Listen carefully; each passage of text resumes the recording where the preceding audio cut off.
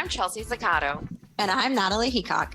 And this is Lumberslingers. Each podcast, we will be bringing you relevant and useful industry information, including interviews with top lumber professionals and discussion of current events in the industry. Whether it be lumber grading, industry and market trends, or who's who in lumber, we hope to extend your current tally on industry knowledge.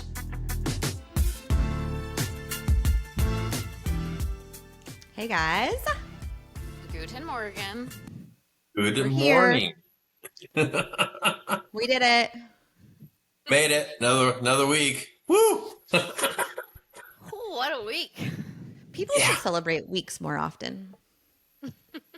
I agree. Congratulations. You completed another week. Yeah, Thank you. I appreciate that. That means a lot. I'd like to thank God. No. I think that I forget this every year. I remember that September is a really hard month, but I forget how hard May is. September and May are the 2 months, if you have like school age children, that just actually are torture. They're torture because you have end of school. It's like the teachers decide to fit everything into May instead of like spreading it out. So like, remember those 2 field trips that we didn't do? We're going to do them in May, and we're going to have a party.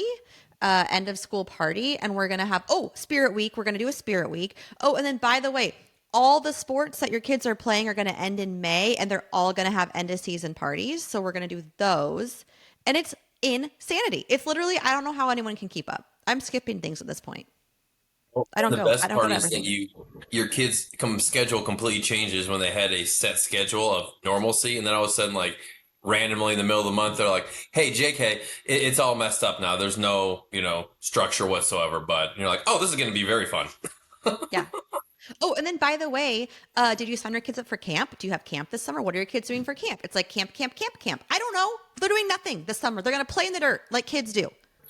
I've heard of people, I've seen recently this uproar on social media about this. I don't think I've ever noticed it before until this year, but they're calling it May-cimber.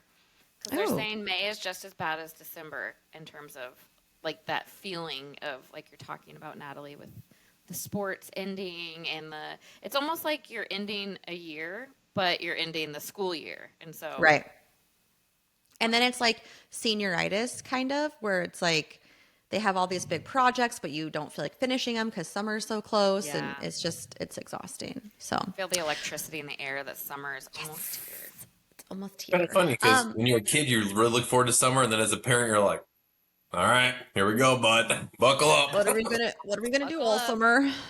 But my sweet little 7-year-old Calvin. Okay, apparently I have like very entrepreneurial children because they all want to start businesses all the time.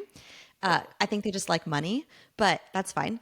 And so Calvin is 7, and he hand wrote out this little note, and they had his brother help him type it on a piece of paper, and then he printed it. No frills, okay? No pictures, no colors, just like a piece of a Word document printed.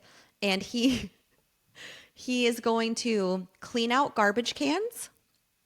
We saw this thing on Instagram, and so then he got all obsessed with cleaning out garbage cans and wash cars. He put down $50 to wash your car. And I was like, you know what, Calvin, that's too much. You're not going to get any calls, but this will be a good learning lesson for you. Like, you're going to have to adjust your prices. Like, there's the market, here's supply, here's demand. I obviously didn't say all that to him, but that's what I was thinking. I had a neighbor text me last night saying, can Calvin come wash my car? I said, no. I was like, you can't pay him $50. I'm sorry. I'm not going to let you do it. That's amazing. So then that's how I taught him about government. That's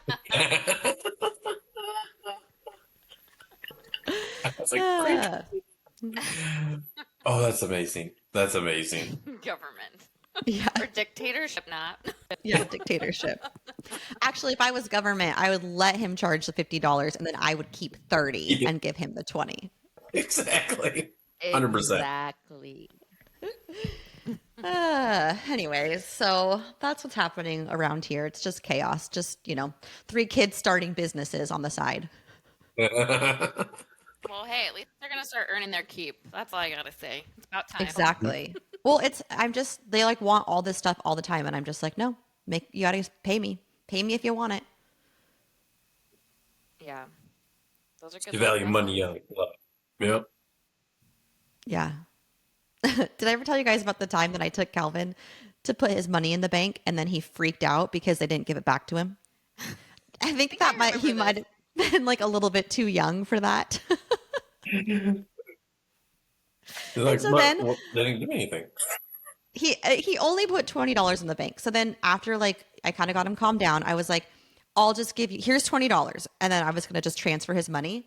No, he wanted the exact $20 that he gave to the bank. He didn't understand why he couldn't get that $20 back. So wasn't this when he was like 5, Natalie? I think it was Yes. a little too Yes. early. Typical CFO. Teaching them young. Yeah. So FYI, 5 might be a little young for that kind of lesson. Yep, I can see that for sure. Anyways, anywho, Trent, what's the news today? Well, didn't y'all have a fun little Oh, yeah. activity this week you did with a whole other group of people as well? Like I haven't gotten to hear a whole lot about this, so kind of fill me in, fill everyone in. Yeah, we had a great time. That was this week. Holy crap, this has been a long week. That was Monday of this week. Yep. Yeah, it's crazy. Wow. Was this a meeting or was it like a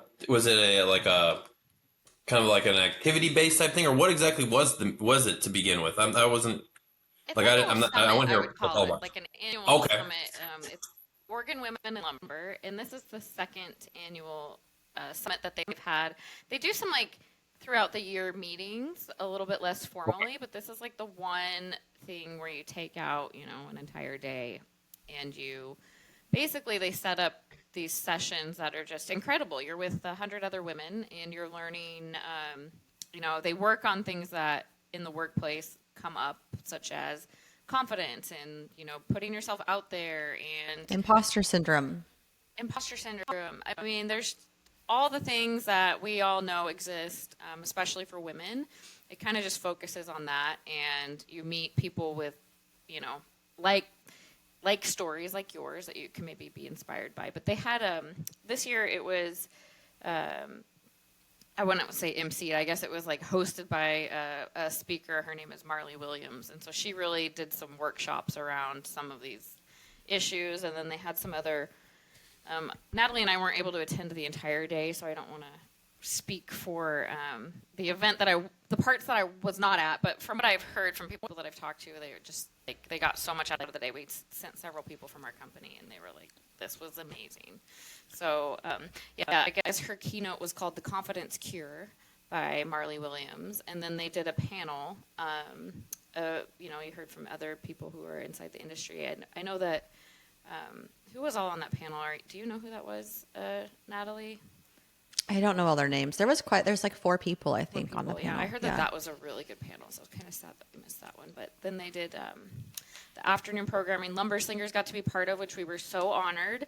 We did a session on just kind of how we redefine success in our own careers, and just gave some, raw stories about our journeys, and took some questions at the end. And man, it went by really fast. We were really nervous about it, but then we got up there and we were like, oh yeah, I guess we do have a lot to talk about. And what's crazy was I was like, well, Chelsea, like that was all our content. We're done.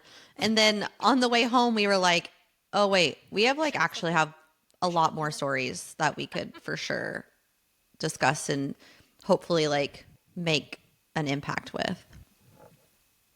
What can people get involved if they want to, like in that area? Yeah, so this event, if you just look up, they have a LinkedIn page and a Facebook page. So Oregon Women in Lumber. And that's how you get involved. That's where they're going to be posting updates. And if there's any like emails to sign up for, just look for it's called OWL for short. And some really wonderful companies sponsor the event to make it happen.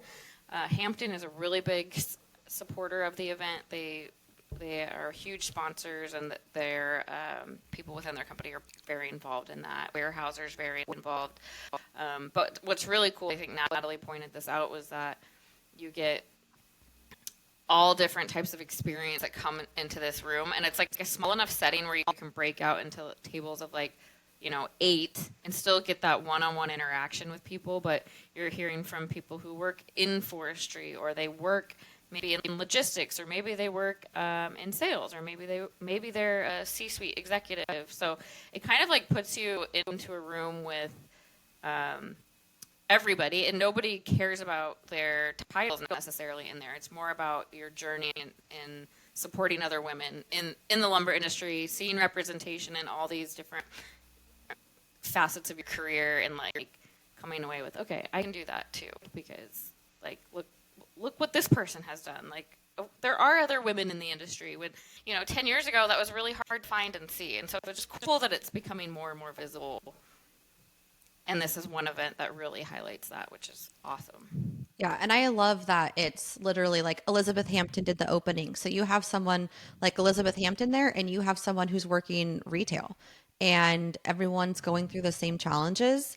Maybe it's a little bit in a different capacity, but it's still the same. You still have the same feelings. And so that's the beauty of the event, is that we're all in the same industry. We all love our industry, and we all want to push it forward and make it better and come together to do that. So it's a really cool event and has great traction for only being 2 years old.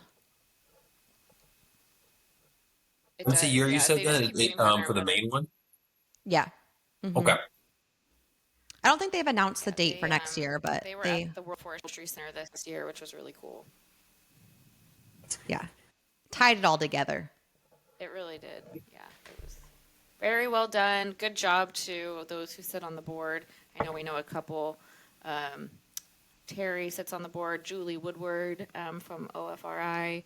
Tara from Hampton. So they do an excellent job. And I know just from me and Natalie being at a different capacity doing a podcast, we know how much work goes into something like this. So well done, guys, and thank you so much for everything you do for the industry. It's really cool to see the traction it's gotten.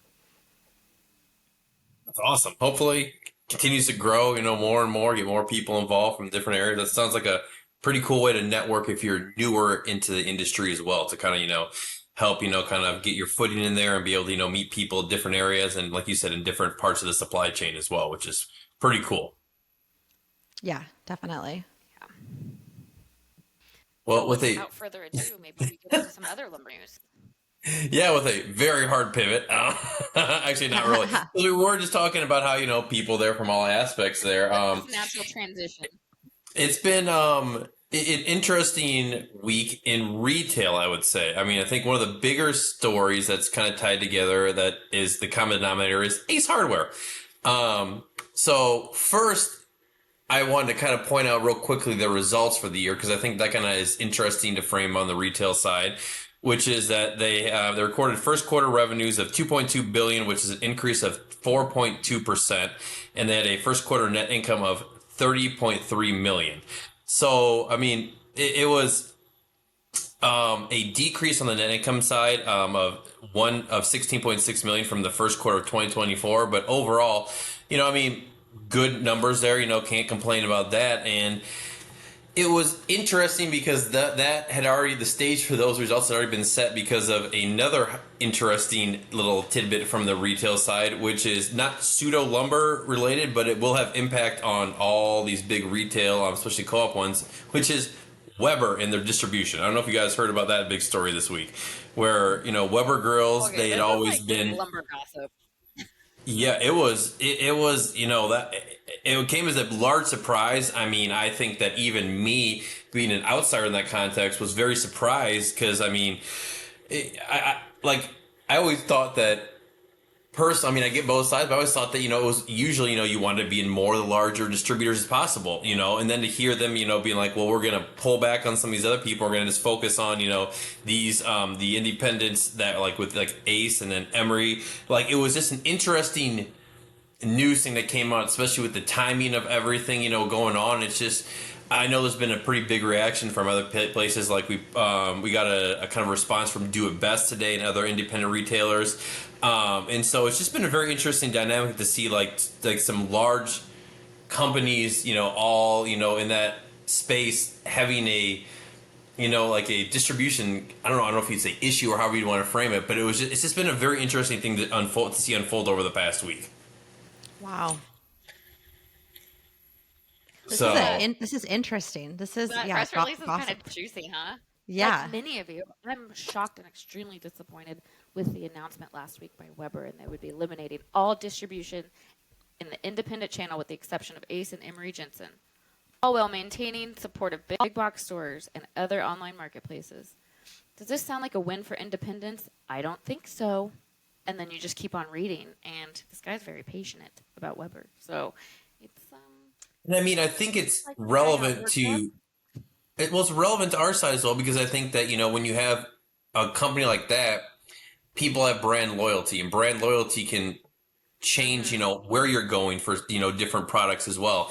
And so, I mean, I think that there is a direct impact, not who knows how large, but I mean, like if you're someone like me who I love my Weber grill and that's, all I want to use, it's like, will that potentially change where I go to get other stuff? Because if I need something specific to that, so I think there can be some resemblance of fallout of, and also, I mean, just how people, once they find out this will perceive, other places where they can't get it, I mean, consumers can be very fickle, I mean, but I mean, they also have short-term memories when it comes to stuff. So, but I mean, with something like this, I mean, I still go back to people are very, when they have their, especially on the grill side, like people are very religious about that. I've seen, he's talking to a lot of my other guy friends and dads and other people just who grill, they're very like, they swear by their stuff. So, I mean, it'll be interesting just to see like how, just even, in small amounts, that will potentially change where people are going to be going and getting, other smaller supplies, and I mean, then that might have, a cascading effect on stuff. So who knows? Or it could be nothing. Well, I imagine that Weber has to be. I mean, it's probably one of the more popular items that these independent retailers sell, and there's probably margin on that they will be missing. And so I could see why that would be a bit. I mean, we have a Weber grill, and we went down the street to our local hardware store to get it, and so I can see why this is a big deal. And in retail, obviously, there's some things that you make margin on and some things that are loss leaders. And I guarantee this is probably one of the ones that you at least make some money back. And so hopefully it says challenge accepted. We have 6 months to make our voices heard and see if Weber listens.